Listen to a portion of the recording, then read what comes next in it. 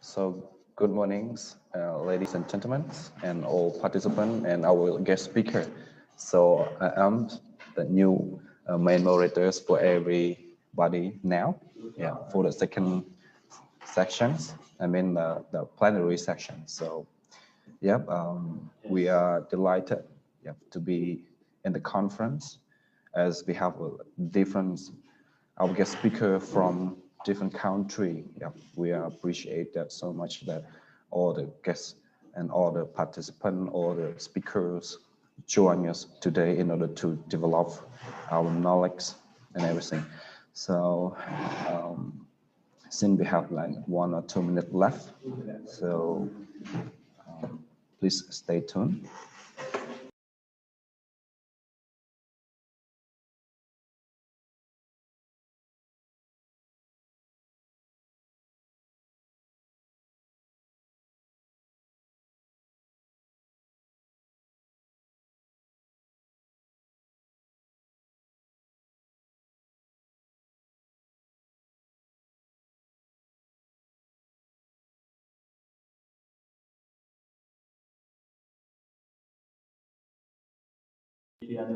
Again, so I would like to remind all the participants again that please rename your nicknames to the real names as you will get certificates for the conference.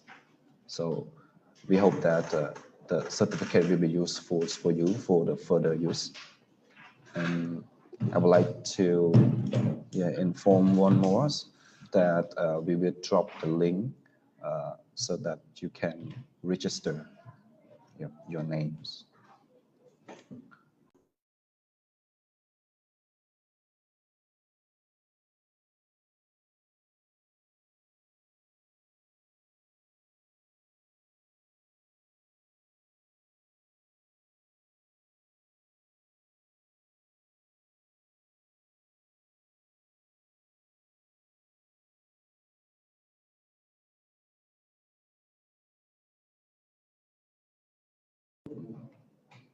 So yeah, again, this is a very good day, and very good morning. So today is the last day for our conference, and we would like to continue our sessions.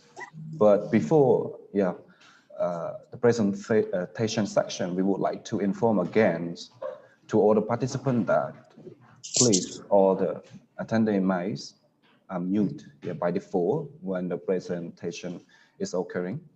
And one more thing, if you have any questions, please kindly drop them in the chat box. And you can also use earphone or headphones to help you hear the presentation better. And please consider the appropriate manners when you have your video on. So now I would like to introduce our next special guest, Professor Kanu Priya Mohan, Chief Editor from the Journal of Behavioral Science, Behavioral Science Research Institute, Thailand. And the topic is coaching and mentoring for educator, investigating the cognitive affective behavioral learning outcome of training. So I would like to inform you that you have 45 minutes for your presentation with question and answer. So now this is our guest speaker time. So the floor is yours. Thank you.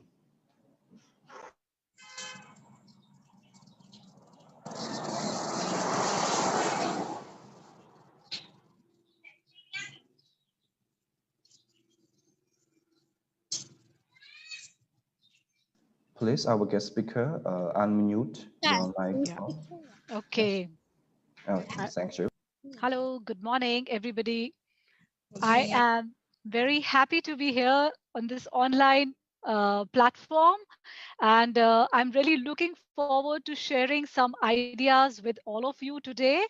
First of all, I would like to congratulate the organizers for organizing this international virtual conference. I think it's very, very meaningful for all educators across the world as we are suddenly struggling and adapting and changing the way we are reaching out. So I think this is a very, very important conference that we are having today. And I hope that this session, I'm going to be sharing something about my research and something about the kind of work that we are doing in Thailand. So I hope this interaction is meaningful to all of you. So I'm deeply humbled to be here and sharing my information with all of you. So let me start by sharing the screen, but it shows that the host has disabled the participant screen sharing. Can somebody help me with that, please? Yes, please wait 1 minute. Thank you so Preparing for much. you. Yep. Thank you. So, are you able to share now, Professor? Yeah, it's working now. I Thank hope you you. can see it. Can see? Yeah, we can see, Professor. Okay. All right. And does it show in the presentation mode? Right. So it is clear to everybody, yeah? Yes, everything is so Okay. clear. The topic, I think there is like a slight difference from what I'm going to be sharing. I had informed the organizers. So what I'm going to be sharing today is coaching and mentoring for educational innovation and sharing some behavioral science perspectives on training from Thailand. So my name, like he has said, is Kanu Priya Mohan. So you can call me Dr. Kanu, like the way students call me here. And just a brief introduction about me. So I'm working at the Behavioral Science Research Institute, and this is located in the Srinagar Viroth University, Bangkok, Thailand.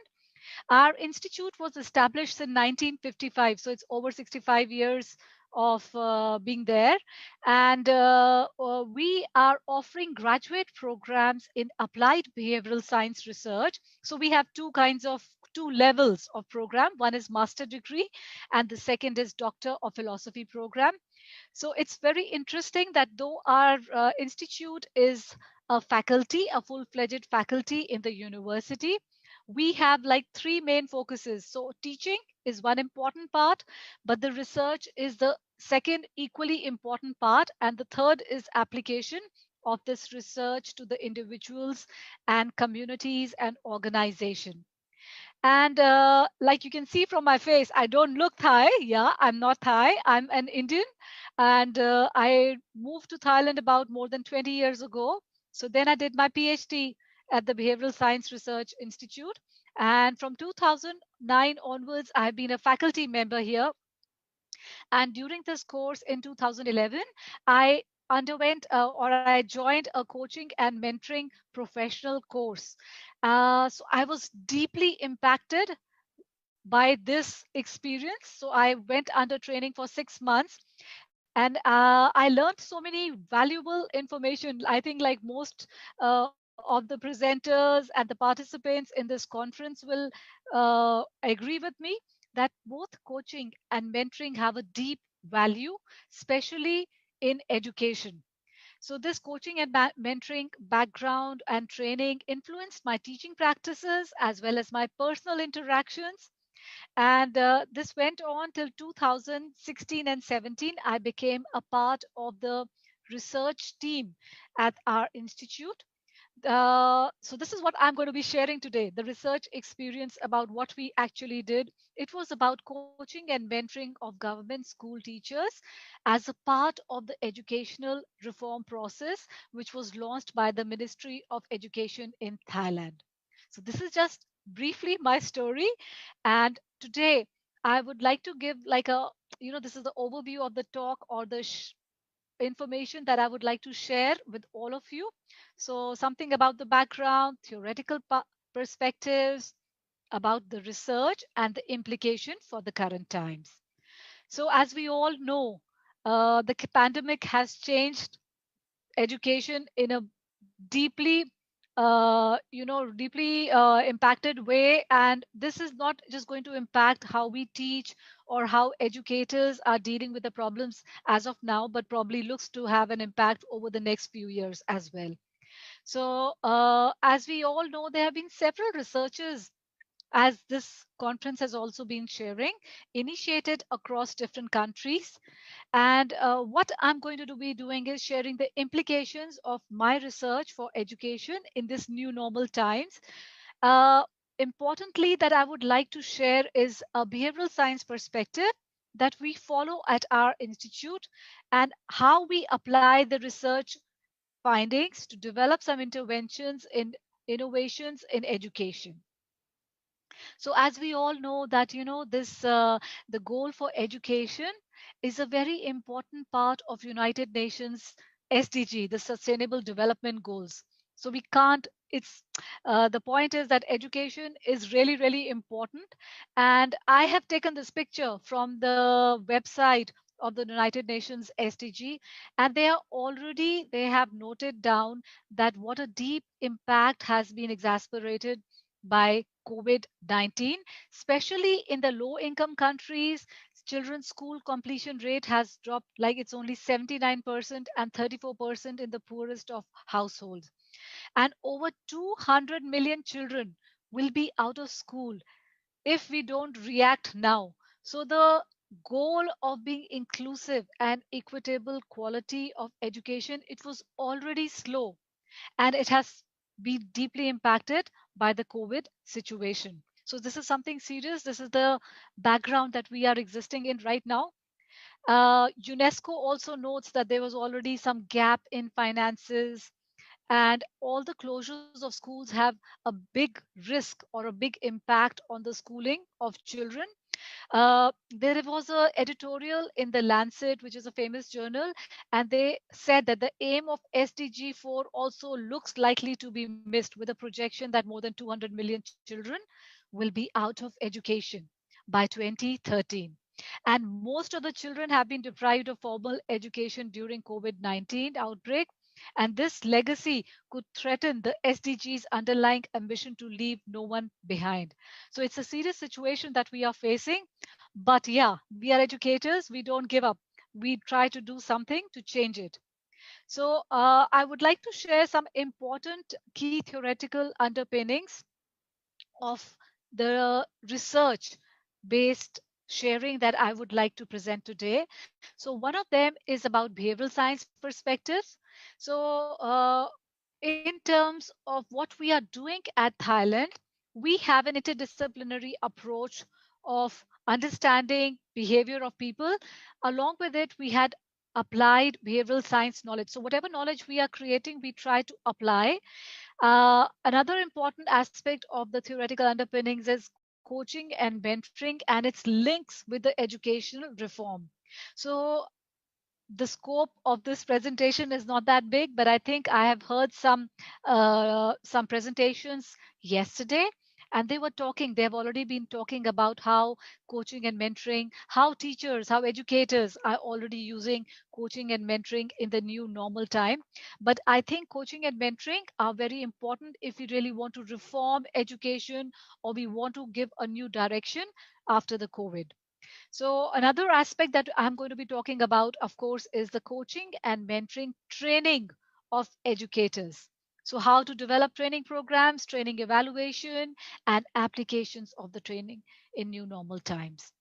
So, I would like to share, this is something I'm very happy to share with you, that, this is the kind of work that we are doing at our institute. We have like a behavioral science perspective that allows for a holistic and a systematic understanding of behavior through its interdisciplinary approach. So, the key features of the kind of research that we are doing at our institute, it is interdisciplinary. So, we have a shared knowledge from different disciplines, for example, education, psychology, social psychology, and so on, to understand any aspect of behavior. We do it in a scientific way. So we follow very rigorous scientific techniques or methodologies, qualitative, quantitative, and mixed method. We have using a lot of advanced research methodologies to investigate the behavior. And thirdly, the most important part, I think, is applied knowledge. So we are not just doing research for the sake of doing research, but we also want to apply this knowledge. And all these three things, aspects, have played an important role in shaping the curriculum that we are offering to our students. So, for example, if you're a young master degree student who would like to join our institute, you will be doing an interdisciplinary research, but your research has to have a meaning, has to have an application. So you must choose where you want to apply the research. So that applied aspect makes it more useful, not just for the students, but also for the community or the places where they are working. So, why is behavioral science perspective needed now? A lot of research has been now, specifically after the COVID. A group of researchers, Bevel et al., they had like a review of research studies, and they highlighted that the pandemic requires large scale behavior change. As we all know, we are adapting, we are changing. So, social and behavioral insights can be very helpful to align human behavior. If we are changing, we want to make this sustainable. I think the next 1 year or so, we are still going to be teaching online. We are still going to adapt and find new ways. So, social and behavioral sciences, the research input can help us to align the human behavior. Another important aspect, what is behavioral science? So, the kind of research that we are doing at our institute, we study behavior in terms of an interaction of the person with his or her environment. So, we try to study not just the person factors, that is a like a psychologist would study, and not just the environmental factors, which would be a maybe ecological view or maybe a social psychologist view, but we try to study the interaction and how it affects behavior. Now, this is something very interesting and close to my heart because, we see an individual not just from the individual's point of view, but in terms of their interaction with the social groups, with the cultural or the organizational groups, and the professional groups around them. So, for example, if we are talking about mentoring a teacher, so we would like to understand what are the factors that are a part of that teacher's learning, maybe their personality, their learning style. So that would be the individual aspect. The social aspect would be the social support at the school or the social support or network provided by other teachers around them. And the cultural or the organizational would be the country, the context, or would be how the school encourages teachers to adopt coaching and mentoring practices. And of course, the professional or the biosphere. So, what is happening in the professional world? I think this conference is giving us that biosphere or like a professional input. So, we are at an outer level right now. So, to understand the change in human behavior, it is important to understand all these different interactions at different levels. So, what about the educational reforms in Thailand? I would just like to share briefly about this that in Thailand, the educational restructuring started in 1999 with the first National Education Act. Currently, Thailand launched the 4.0 program in 2016. This is complementing the 12th National Economic and Social Development Plan and the 20th National Strategy. And one of the main factors for Thailand's 4.0 achievement is education. So education plays a very important role in this. Uh, I would just like to quote something from a recent research showing what actually are the goals of Thailand 4.0. So it is to foster creativity, innovation, inclusivity, and sustainability. You can see all these words have a meaning and they are linked to sustainable development goals of the United Nations. And I think these four goals are also linked very clearly to education across different countries. So this research already showed that there is the development of learning networks is very important, public and private community engagement, new mindsets and the skill sets of lecturer and students. All these are very important input for the successful implementation of Thailand 4.0. So coaching and mentoring, it fits in very nicely. with the skill sets of the lecturer. So we need to focus on that. Now, as we are, I'm just sharing like a, like a clip from a national daily called the Bangkok Post. This news was published in October 9th, 2020, and this says Thai education reform is top priority after the pandemic. So reforms in education, or the focus in education, is still a priority in Thailand. So what did I do? I would like to share that, this is the research that I'm going to be sharing with all of you about coaching and mentoring training.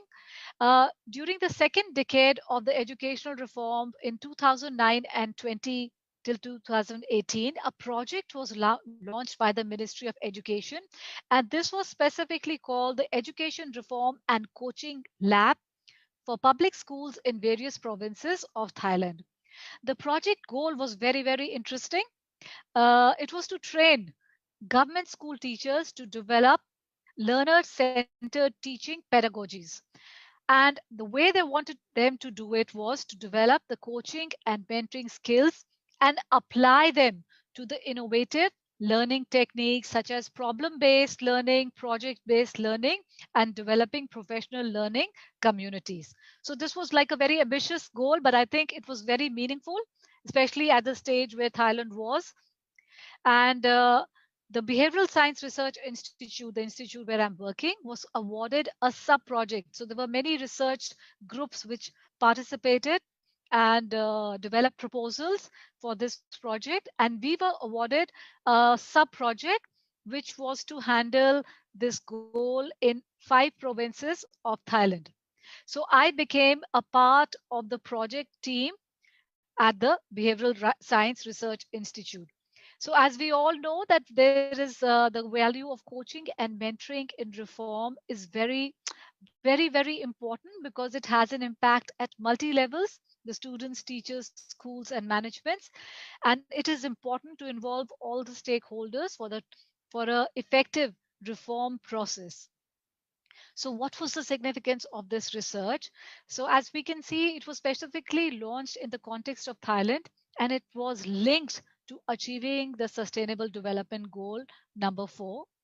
Another important thing was it was using coaching and mentoring innovation in education. So, this was something very important, that we had to teach some new skill sets and teach the teachers how to do coaching and mentoring to bring about the educational reform process. And specifically, so what I did specifically for me, I wanted to evaluate that what kind of training are we doing and what were the training outcomes using a behavioral science perspective of cognitive behavioral effective theoretical perspective that I'm going to share more. So the training and research design, what did we do? So I just want to share this picture. So I became a part of this team A at BSRI at our institute.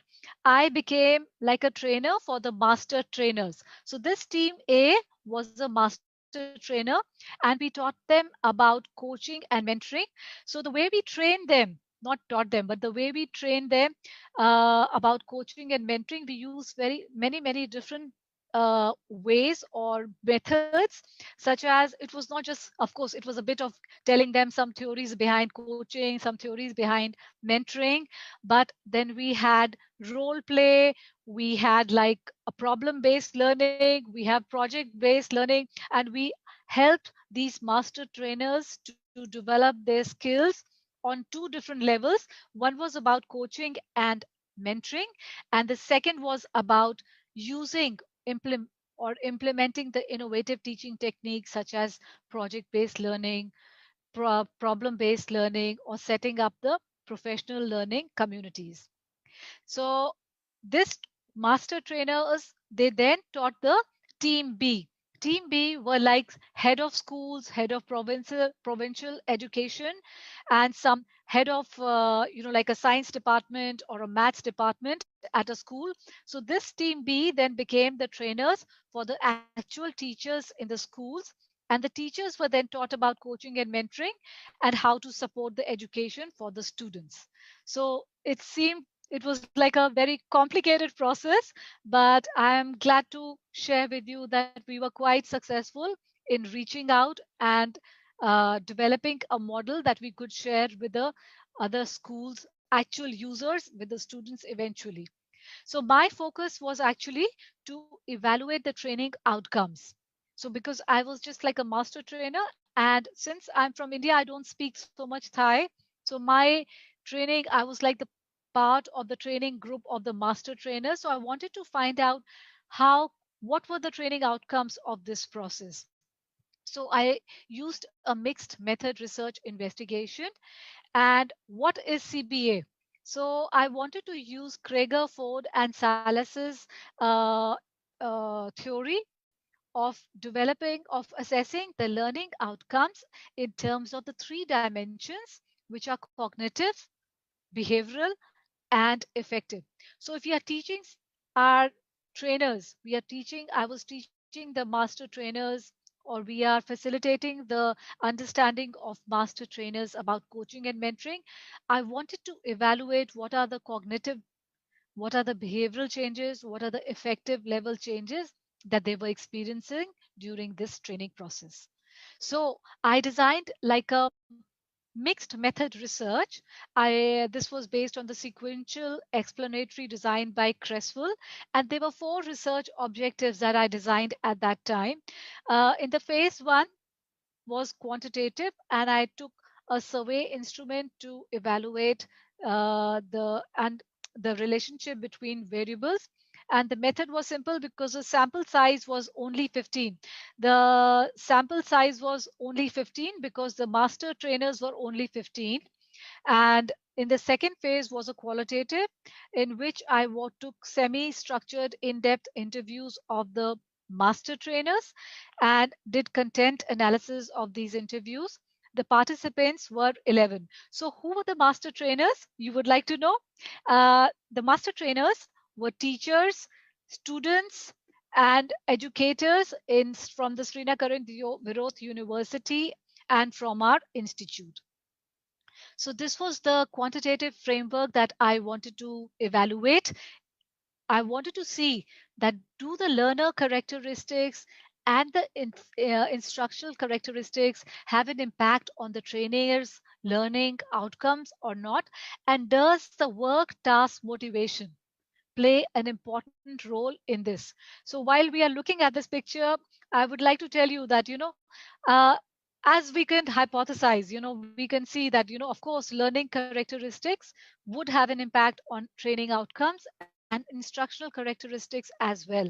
And I think motivation plays an important role in the whole process. So what were the findings of this aspect? In the quantitative research, there were two statistically significant correlation results. So one was that learning goal orientation and instructional clarity, they had strong correlation, and instructional clarity and learning outcome had strong correlation. However, there were no significant relationships of work task motivation. So this this pathway had a strong correlation. Learner characteristic and instructional characteristic, they had a strong correlation. However, maybe because of the sample size limitation, the work task motivation did not correlate. This was something very strange, but this is what I found. The second was qualitative research. So I wanted to find out in depth what are the CBA, the cognitive affective behavioral dimensions of learning, and also to find out what are the barriers and enablers. So the results of the qualitative analysis showed that the learning outcomes could be divided into three levels. Cognitive, for example, the participants said they could learn both training, how to do the training or how to do the facilitation, as well as they had knowledge about coaching and mentoring. In terms of behavior, they had developed their coaching and mentoring training skills. They also reported that they had enhanced training and facilitation skills as well as communication skills. In terms of effective outcomes, they said they had now more self awareness, more self confidence, self efficacy, motivation, and they had had a change in attitudes, especially briefly about the use or the meaning of coaching and mentoring in education. Now, the perceived barriers or challenges in the training program, there were 6 themes that emerged. One was, of course, the difficulty and scope of learning content. As you could see, it was double layered. So we had to teach about coaching and mentoring, plus the innovative teaching technique, plus how to train other people. So the learning content was really very complicated. There was a bit of language barrier because I was training in English. There was a need for practicing the skills and applying the knowledge. So when they were practicing the skills and that at the time of applying the knowledge, they found it difficult because things would change, the participants would change, and they had to be very flexible in adapting their training. There was a time constraint to do everything, prepare themselves, and of course, limited resources.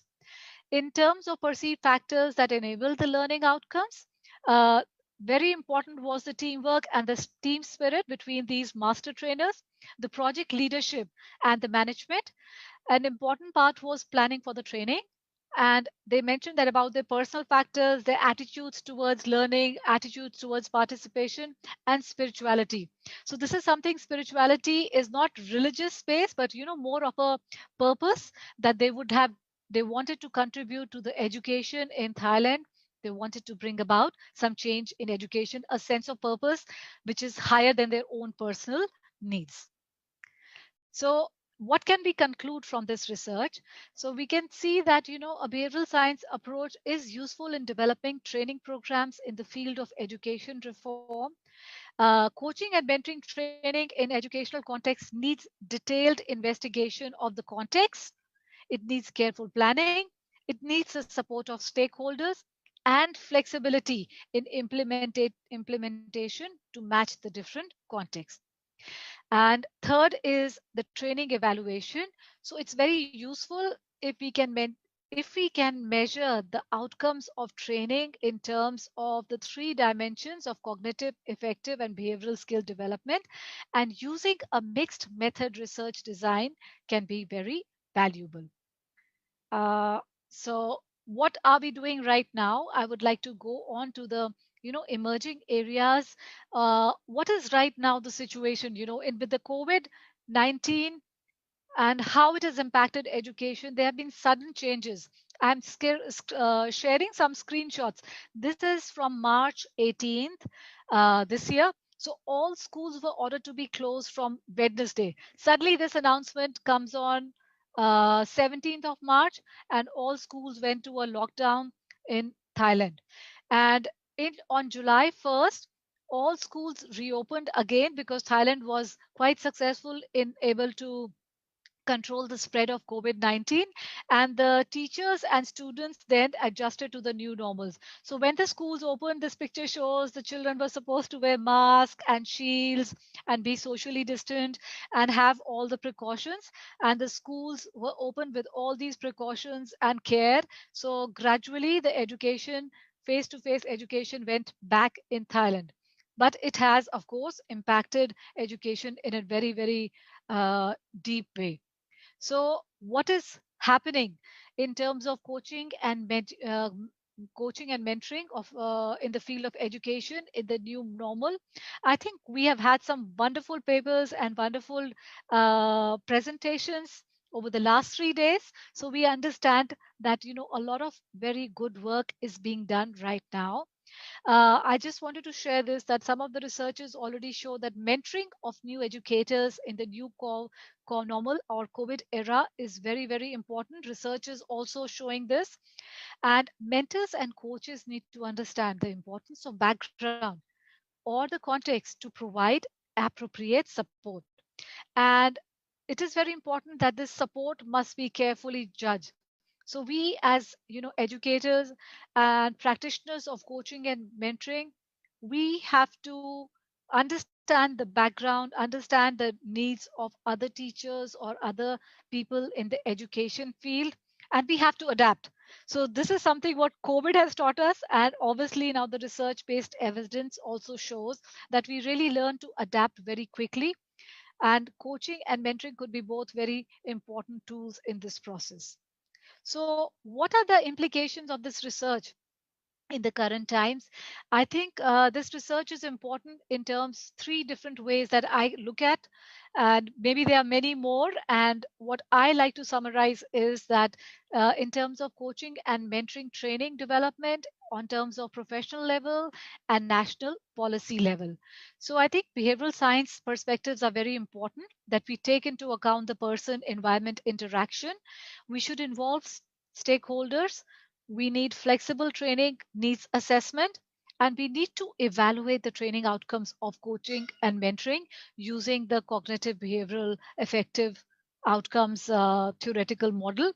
So, on the professional level, I think it's important, as we have shared, to build academic networks, to develop professional learning communities which can practice coaching and mentoring in education, have technological support to facilitate this coaching and mentoring online, and collect research based evidence.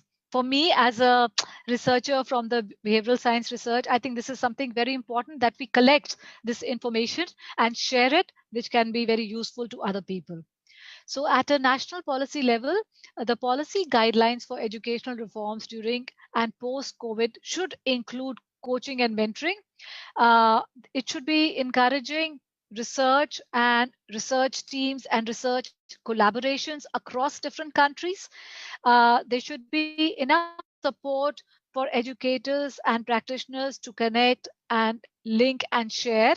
And very important, there should be some kind of like you have organized in Cambodia, there should be an awareness campaign to link the value of coaching and mentoring in education. So I would like to end by inviting your shared experiences. So what have your experiences of coaching and mentoring in education during COVID-19? And what can schools and universities and higher education organizations actually do? And what can we at individual level or educating level can do? Can we create some online PLC for developing training of coaching and mentoring in this region, or maybe get help from outside? And what are the changes in training, teacher training and support, and how can we provide online resources and explore technologies? So I would like some kind of sharing, or some kind of brainstorming after I stop my presentation. I think it's in time still. And these are some of the references. And I would like to say thank you. So this is Dhanyawad from India, Khapkun Kha from Thailand, and Arkun from Cambodia. So I would like to thank you so much for patiently listening to me and allowing me to share my research-based information with all of you. Thank you so much. Thank you so much for your fantastic presentation. So it is time for question and answer. So we got so many questions now. So we got one question from Mr. Kim San. The question is, what are the steps of using CBA? What are the steps? Yeah, what are the steps of using CBA? Okay, so actually, we don't use a step process, but it is like when we are trying to understand the learning outcomes, we should try to measure not just the cognitive, not just in terms of knowledge, but in terms of cognitive plus behavioral. So if we learn some knowledge, what is the kind of behavioral change or the intention to use that behavior? And effective, what do I feel when I learn something? So all these three dimensions have to be evaluated when we are trying to uh, evaluate the learning outcome. I hope I've answered the question. Yep, thank you so much for your wonderful answer. So another question we got from Mr. Guili. So what is the difference between mentor and coach, and what are they their role of helping mentee? Right. So I think coaching and mentoring, the basic philosophy for coaching and mentoring is the same, that we would like to help another person to develop themselves. But however, the processes of doing the coaching and mentoring are very different. For being a coach, you help another person find their own answers or find the best way for themselves by encouraging and asking them some important questions. So coaching is about asking important questions and helping the person find their own answers to solve a problem. But mentoring is different. Mentoring is from somebody who's an expert in that area. For example, if I want to teach somebody psychology and I would like to be a mentor for that person, so I should be an expert in the field of psychology. However, this is not important for a coach. But in education, as supposing if we are a teacher, I can be a mentor and a coach, and I can be a teacher as well.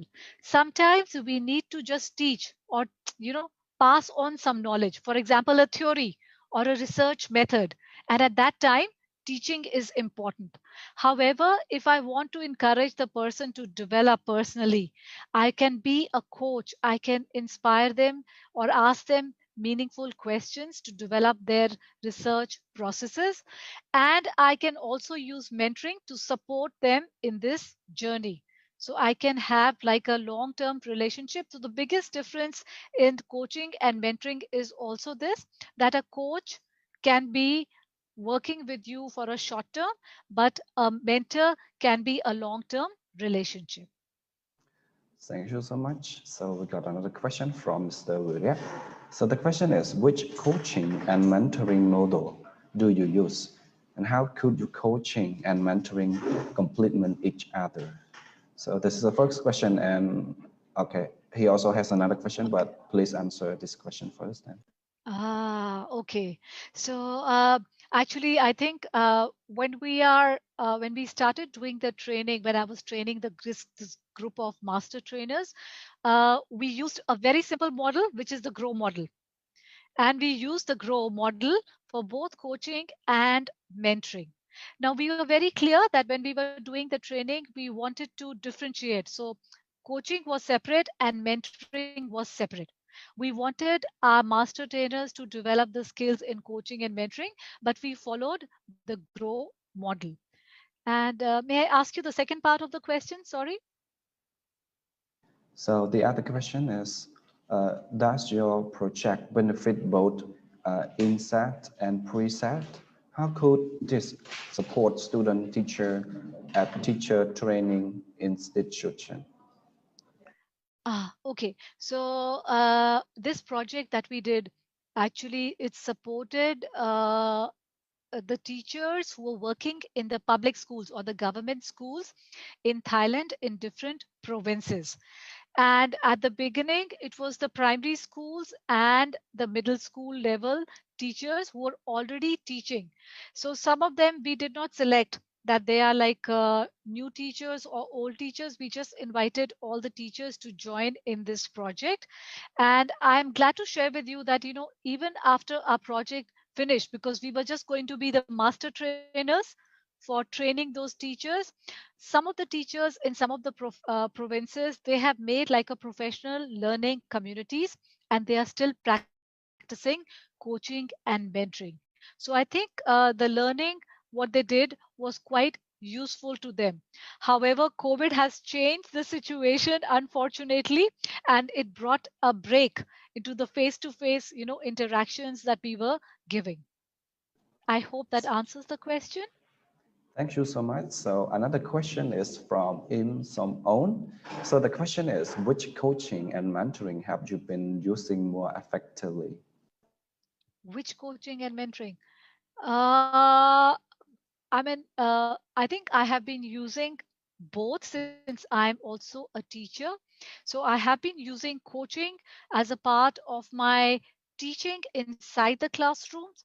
And I have learned some very specific techniques. For example, from the coaching is the technique of reflection, which is very important. So usually I have reflection time, or I give some kind of, like a questionnaire for students to reflect. For example, if we have done something today, so as a teacher, I would give them this kind of a reflection time in which I would like to know what they have learned and how they can use this information for themselves at their workplace and their studies. In terms of mentoring, of course, as a teacher, we need to have that kind of a relationship with students that we can mentor and we can help them as they go forward, especially with the PhD students. So that kind of mentoring situation remains. But there have also been situations in which I'm teaching and then I have to switch to coaching or back to mentoring and then back to teaching. So that kind of situation remains. I'm sorry, you unmute your microphone, so please. Somebody muted me. Oh no, I think my time is over. Looks like Uh, that. oh, you still have 2 minutes left. You still have 2 minutes left. Okay. So, we have to be flexible and we have to understand where the situation in which we can use coaching or we can use mentoring and go back from each to teaching. So we have to have that kind of flexibility. Okay, so we still have questions. So from Saray Samwund, when we have class observation, would you like to use mentoring or coaching, and which model that more effective? Could you explain what is class observation? I'm sorry, I don't understand that. When we have class observation, I think it's about like we observe the class. Yeah, when we want to find some problem. So would you like to use mentoring or coaching? Yeah, So and which? sorry, yeah. I think if you're just having a simple class observation in terms of what I understand, I don't think we can uh, we cannot intervene at that time. So I don't know how we can be a coach or a mentor at that time. I'm sorry, I did not understand this. Uh, so I'm sorry because it is time. So the time limitation, you don't have much time for that. So Sure. would you mind to answer the remaining question later? Yeah, sure. So we will drop the links from so that the participants will drop the question in the forums, and then Professor could answer your Sure. answer in that. I would So be very happy to answer the questions, definitely. so yeah. So thank you so much, Professor, for joining us today and sharing such a very good topics for all the participants. We really enjoy and appreciate you so much. So thank you so much. Thank you so Yeah, much. goodbye. Goodbye. Thank you. Thank you.